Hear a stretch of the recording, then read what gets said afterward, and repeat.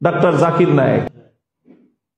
Doctor Zakir Naik সারা দুনিয়া ব্যাপী একজন ইসলামিক স্কলার।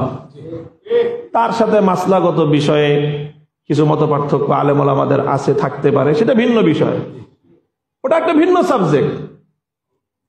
এবং তিনি এক সময় এক ধরনের স্কুল অফ থট ফলো করতেন। পরবর্তীতে তিনি আবার নিজের একটা স্টেটমেন্টের মাধ্যমে তিনি মাযহাবের পক্ষে সর্বশেষ কঠোর এবং অত্যন্ত পরিষ্কার বক্তব্য রেখেছেন।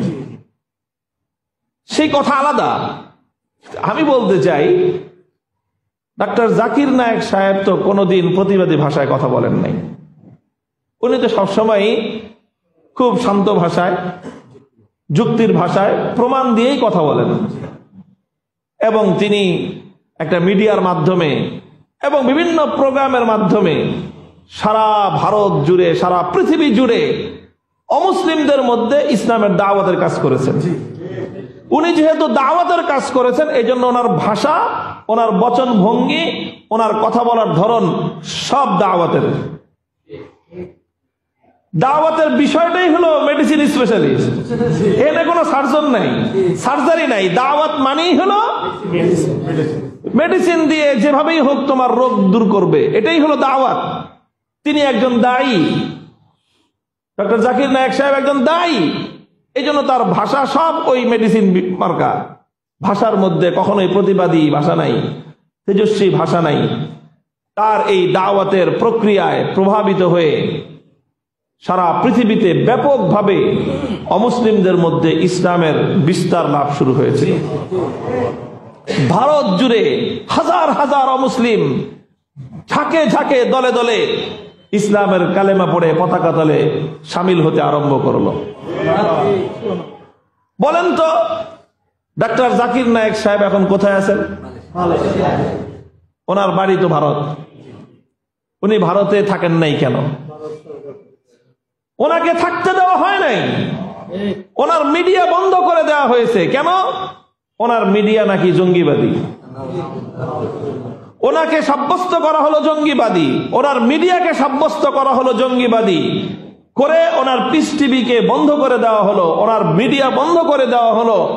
ওনাকে জঙ্গিবাদী সাব্যস্ত করে ওনার নাগরিকত্ব এবং ওনাকে রাষ্ট্রীয় আইনে মারাত্মক অপরাধী সাব্যস্ত করা হলো, যার কারণে তাকে রাজনৈতিক আশ্রয় নিয়ে প্রবাসে জীবনযাপন করতে হচ্ছে। আমাদের সাথে আর কতটুকু কঠোরতা, আমার চেয়ে তো হাজার গুণ বেশি কঠোরতা ডক্টর জাকির নায়েক সাহেবের সাথে করা হয়েছে। অনেকে আমার ব্যাপারে মনে করে যে হুজুর যদি আরেকটু নরম হয়ে কথা বলতে তো হুজুরের কোনো সমস্যা হতো না। আমি তাদেরকে প্রশ্ন করি, আমার চেয়ে তো 10,000 গুণ নরম ছিলেন জাকির নায়েক, আর আমার চেয়ে বিপদ তার উপরে 1000 গুণ বেশি আসছে। তাহলে শুধু নম্রতার কারণেই যদি বিপদ থেকে বাঁচা যেত, তাহলে জাকির নায়েক সাহেব আজকে এই বিপদ সম্মুখীন হতেন না। কেন তিনি বিপদের সম্মুখীন হয়েছেন? আসল ফ্যাক্টটা হলো নরম গরম, আসল ফ্যাক্ট নয়। আসল ফ্যাক্ট হলো ইসলাম। আসল কারণ হলো ইসলাম। তার দ্বারা যখন দেখলো ইসলামের দুশ্মনরা যে সারা দুনিয়ার অমুসলিমদের মধ্যে ইসলামের দাওয়াত প্রচারিত হচ্ছে, তার দ্বারা মানুষ ঝাঁকে ঝাঁকে ইসলামের কালেমা পড়তেছে, তার মাধ্যমে মানুষ ইসলামের শান্তির শামিয়ানার নিচে জমায়েত হচ্ছে, ইসলামের দুশ্মনদের মাথা খারাপ হয়ে গেল যে এই জুবানটাকে বন্ধ করে দিতে হবে, এই লোকের দাওয়াতি মিশনকে স্টপ করে দিতে হবে। মুহতারাম হাজিরিন, আল্লাহর কোরআন বহু আগে এই কথা বলে দিয়েছে, ওয়ালান তারদা আনকাল ইয়াহুদু ওয়ালান নাসারা হাত্তা তাত্তাবিআ মিল্লাতাহুম কুল ইন্না হুদাল্লাহি হুয়াল হুদা। আমরা অনেকে মনে করি যে যদি একটু কম্প্রোমাইজ করে চলা যায়, যদি একটু মিলতাল করে ইসলামের কিছু বাদ দিয়ে কিছু ধরে যদি চলা যায়, তাহলে তারা আমাদের উপর রাজি আর খুশি থাকবে, তারা আমাদের উপর সন্তুষ্ট থাকবে। মনে রাখতে হবে, যারা আমাদের উপর ইসলামের কারণে অসন্তুষ্ট, যখন যেই অজুহাত তারা পাবে, সেই অজুহাতের দ্বারাই তারা ইসলামের অগ্রযাত্রাকে রুখে দেওয়ার চেষ্টা করবে। মুহতারাম হাজিরিন,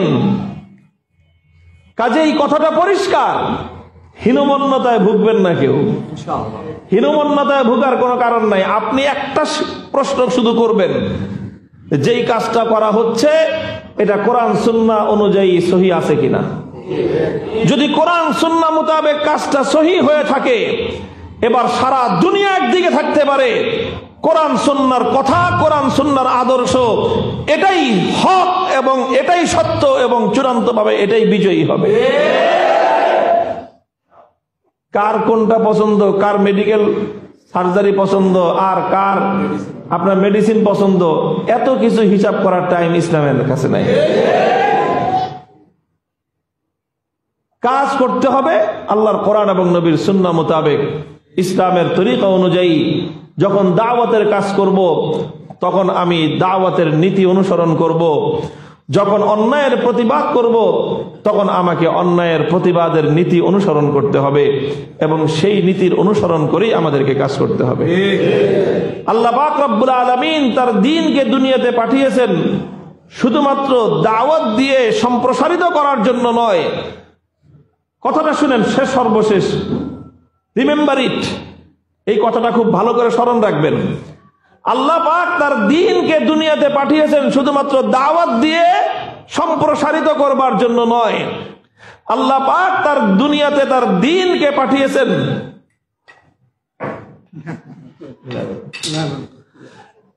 আল্লাহ পাক তার দ্বীনকে দুনিয়াতে যেভাবে পাঠিয়েছেন দাওয়াত দিয়ে সম্প্রসারিত করবার জন্য, তেমনি ভাবে আল্লাহর দ্বীন দুনিয়াতে এসেছে সমস্ত বাতিল মতাদর্শকে পরাজিত করে, পরাভূত করে, পরাস্ত করে বিজয়ী আর গালেব হওয়ার জন্য। হুয়াল্লাযী আরসালা রাসূলাহু বিল হুদা ওয়া দীনিল হাক্কি লিইয়ুযহিরাহু আলাদ দীনি কুল্লিহি ওয়ালাউ কারিহাল মুশরিকুন।